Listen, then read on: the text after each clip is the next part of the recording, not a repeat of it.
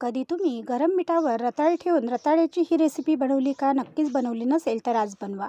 नमस्कार, मी प्रीती खंडा रेसिपीजमध्ये तुमचं अगदी मनापासून स्वागत करते. आपण आपल्या घरी नेहमीच चणा डाळीची पुरणपोळी बनवत असतो, पण आज चणा डाळीपासून पुरणपोळी न बनवता रताळ्यापासून पुरणपोळी कशी बनवायची ते मी आजच्या व्हिडिओमध्ये तुम्हाला दाखवणार आहे. तर व्हिडिओ पूर्ण पहा. तर इथे तुम्ही पाहू शकता, मी अर्धा किलो एवढे रताळे इथे घेतलेले आहे. रताळे आपल्याला घ्यायचे आहे आणि रताळ्याच्या वर जे असलेले साल आहे ते आपल्याला अशा प्रकारे शिलनेने काढून घ्यायचे आहे.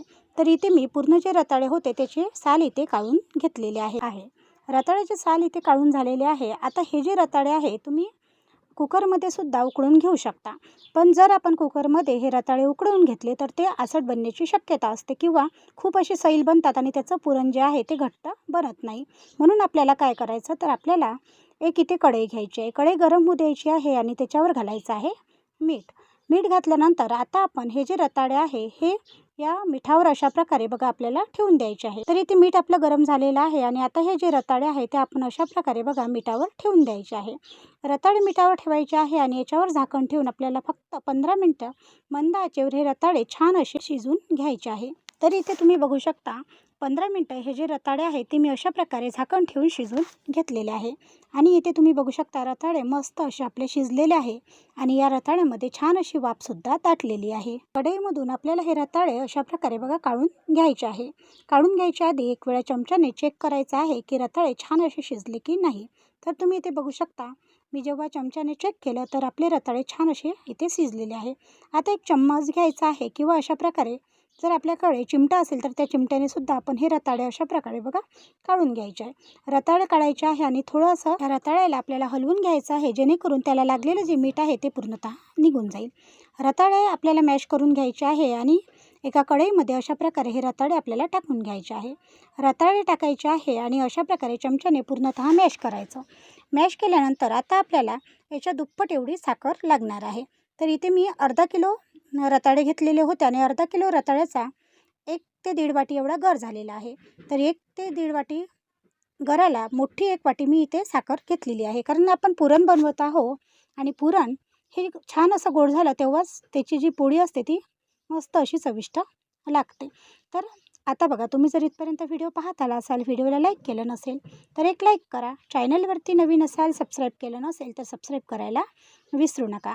आणि तुम्ही इथे बघू शकता रताळ्यामध्ये साखर टाकायची आहे आणि अशा प्रकारे परतवायचं आहे आणि याला छान असा पाक सुटायला सुरुवात झालेली आहे. आता आपल्याला हे रताळं किंवा ह्या रताळ्याचे जे पुरण आहे ते तिथपर्यंत आपल्याला असं परतवायचं आहे जोपर्यंत रताळ्याचं जे हे पुरण आहे ते पूर्णतः घट्ट होत नाही किंवा जो आपला पाक आहे तो पूर्णतः घट्ट होत नाही. तर इथे तुम्ही बघू शकता आपलं रताळ्याचं जे पुरण आहे ते छान असं इथे घट्ट झालेलं आहे. म्हणजे जिथं आता आपलं जे रताळ्याचं पुरण आहे ते तयार आहे. आता हे जे रताळ्याचं पुरण आहे याच्यामध्ये थोडीशी वेलची पूड घालायची आहे, जेणेकरून आपलं जे रताळ्याचं पुरण आहे ते खूप असं चवीला चविष्ट बनेल. तर इथे तुम्ही बघू शकता मस्त असं आपलं रताळ्याचं पुरण इथे तयार झालेलं आहे. आता हे जे रताळ्याचं पुरण आहे हे आपल्याला छान असं थंड करून घ्यायचं आहे. पुरण छान असं थंड होईपर्यंत एकीकडे आपल्याला पुरणपोळीसाठी कणिक भिजवून घ्यायची आहे. त्याच्यासाठी इथे बघा मी ओलवल्या गव्हाची कणिक घेतलेली आहे. याच्यावर आता थोडं मीठ घालून घ्यायचं आहे आणि ही कणिक जी आहे ती आपल्याला छान अशी इथे भिजवून घ्यायची आहे. इथे बघा मी छान अशी ओलवल्या गव्हाची कणिक घेतलेली आहे. त्याऐवजी तुम्ही आपल्या घरी जी आपण पोळीसाठी वापरतो ती कणिकसुद्धा वापरू शकता. आता इथे कणिक छान अशी आपली भिजवून तयार आहे आणि आता ही कणिक जी आहे ती आपल्याला 10 मिनिटे छान अशी इथे भिजण्यासाठी ठेवायची आहे, जेणेकरून आपण जी पुरणपोळी बनवू ती पुरणपोळी इथे छान अशी बनल्या जाईल. तर इथे मी 10 मिनटं ही कणिक छान अशी मुरू दिलेली आहे आणि आता थोडा तेलाचा हात घ्यायचा आहे आणि आणखी एक वेळा ही कणिक आपल्याला छान अशी इथे चुरून घ्यायची आहे. तुम्ही कणिक बघू शकता मस्त अशी नरम इथे कणिक झालेली आहे आणि आता आपल्याला हीच कणिक पुरणपोळीसाठी इथे वापरायची आहे. थोडं घोळून घ्यायचं आहे आणि थोडी अशी चपाती आपल्याला इथे लाटून घ्यायची आहे. अगदी ज्या पद्धतीने मी तुम्हाला व्हिडिओमध्ये दाखवत आहे त्या पद्धतीने इथे सर्व काही आपल्याला करायचं आहे. तुम्ही इथे बघू शकता. आता इथे आपली चपाती छान अशी लाटून झालेली आहे. आता त्याच्यावरती आपल्याला जे आपण पुरण बनवून घेतलेलं होतं ते पुरण इथे घालून घ्यायचं आहे.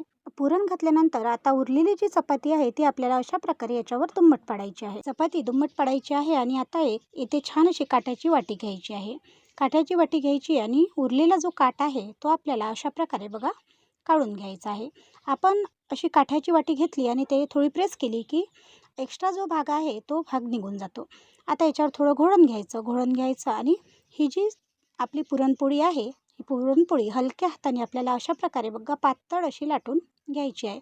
खूपच चवीला चविष्ट अशी ही रताळ्याची पुरणपोळी बनते. तुम्ही नक्की एकदा घरी ट्राय करा. आता इथे मस्त अशी आपली जी पुरणपोळी आहे ती लाटून झालेली आहे.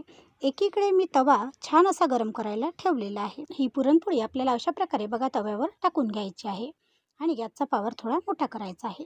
एका साईडने ही पुरणपोळी छान अशी शिजली की आपल्याला ही पुरणपोळी परतवून घ्यायची आहे. त्या बाजूने आपण ही पुरणपोळी अशा प्रकारे परतवल्यानंतर आता आपल्याला याच्यावर घालायचं आहे मस्त असं तूप, किंवा तुम्ही तुपाऐवजी बटरसुद्धा इथे वापरू शकता. म्हणजे आपल्या आवडीनुसार आपण इथे तूप, तेल किंवा बटर कोणतंही इथे घेऊ शकतो. तर इथे अशा प्रकारे तूप घालायचं आहे आणि मस्त अशी खमंग ही पुरणपोळी आपल्याला भाजून इथे घ्यायची आहे. खूपच चवीला चविष्ट अशी ही पुरणपोळी इथे आपली तयार आहे. आता ही पुरणपोळी खायची कशासोबत, तर तुम्ही याच्यासोबत मस्त असं दही खाऊ शकता, किंवा आमरस खाऊ शकता, किंवा पिकलेल्या आंब्याचा रस, किंवा मस्त अशी बासुंदीसुद्धा आपण या पुरणपोळीसोबत नक्कीच खाऊ शकतो. मस्त अशी इथे आपली पुरणपोळी तयार आहे. एका प्लेटमध्ये आपल्याला ही पुरणपोळी काढून घ्यायची आहे आणि याच पद्धतीने आपल्याला बाकीच्या ज्या पुरणपोळ्या आहेत त्यासुद्धा इथे बनवून घ्यायच्या आहे. मी पूर्ण पुरणपोळ्या इथे बनवून घेतलेल्या आहे. आता एक ताट घेतलेलं आहे. त्या ताटामध्ये बनवलेली मस्त पुरणपोळी आणि त्याच्याबरोबर आमरस ठेवलेला आहे. तुम्हाला याच्यासोबत काय खायला आवडेल हे सुद्धा मला कमेंट करून कळवा. आणि ते मस्त अशी पुरणपोळी आपली तयार आहे. आजचा व्हिडिओ किंवा आजची ही रेसिपी तुम्हाला कशी वाटली कमेंट करून कळवायला विसरू नका. व्हिडिओ आवडल्यास चॅनलला लाईक, शेअर व सबस्क्राईब करायला विसरू नका. धन्यवाद.